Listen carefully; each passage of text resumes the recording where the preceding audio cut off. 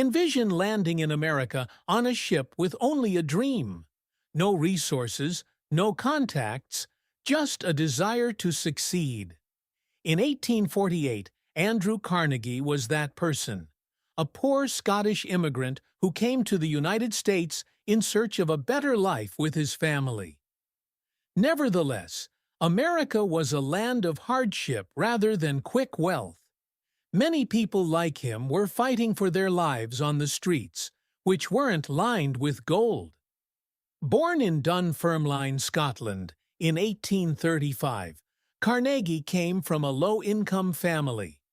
When handmade textiles were replaced by industrial machines, his father, a weaver, lost everything. Having run out of money, prospects, and future in Scotland, the Carnegie family had to make the difficult decision to leave their home country and board a ship bound for Pittsburgh, Pennsylvania. Life in America was as difficult as it had been before they came.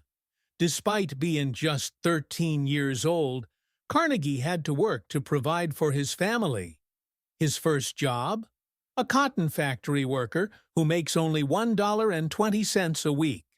Dust filled the air, the factory was dark, and the machinery was hazardous. Numerous employees suffered fatalities or lost fingers or hands. It was an unforgiving and harsh world. Young Andrew Carnegie, however, stood out from the others because of his ambition.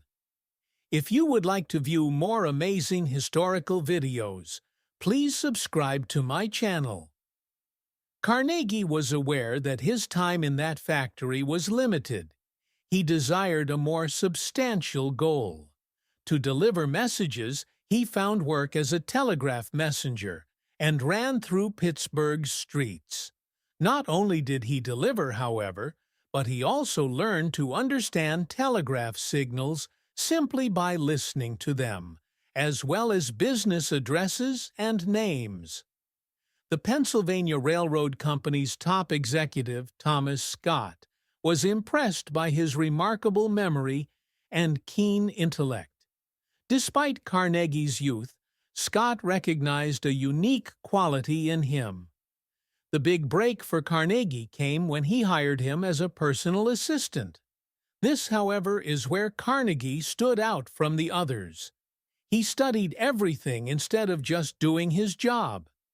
He observed how decisions were made, how businesses made money, and, above all, how the wealthy grew richer. All of Carnegie's earnings were saved. Then he took a chance and borrowed funds to invest in a sleeping car company. It was a risky move, but it was worthwhile. His life was changed by that little investment, which yielded his first significant profit. It dawned on him then that steel was the way of the future. Everything required steel, including buildings, bridges, and railroads. He could control America's future if he could control steel. Carnegie transformed the steel industry by establishing the Carnegie Steel Company in the 1870s. By introducing cutting-edge technology, he made steel faster, stronger, and more affordable than anyone else. He quickly took over the market. Nobody was able to match him.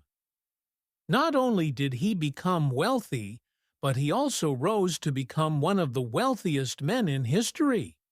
His wealth at its height would have exceeded $310 billion in today's currency, surpassing the combined wealth of Jeff Bezos and Elon Musk. The twist is that Carnegie never desired to be wealthy. In contrast to many affluent men of his era, Carnegie held the view that a man who dies rich dies disgraced. Hoarding wealth did not seem honorable to him. He chose instead to use his wealth to improve the world. He helped millions of people learn by constructing more than 2,500 libraries around the world. He established one of the best universities in the world, Carnegie Mellon University, Millions of dollars were donated by him to scientific research, peace initiatives, and education.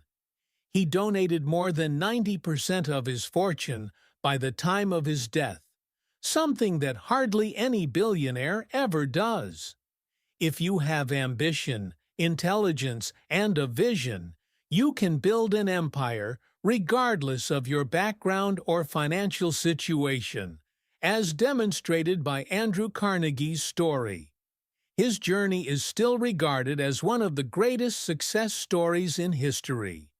Starting as a 13-year-old factory worker, making $1.20 per week, and ending as the Steel King of America. What was his most important lesson? How much you give back is a better indicator of true success than how much you make.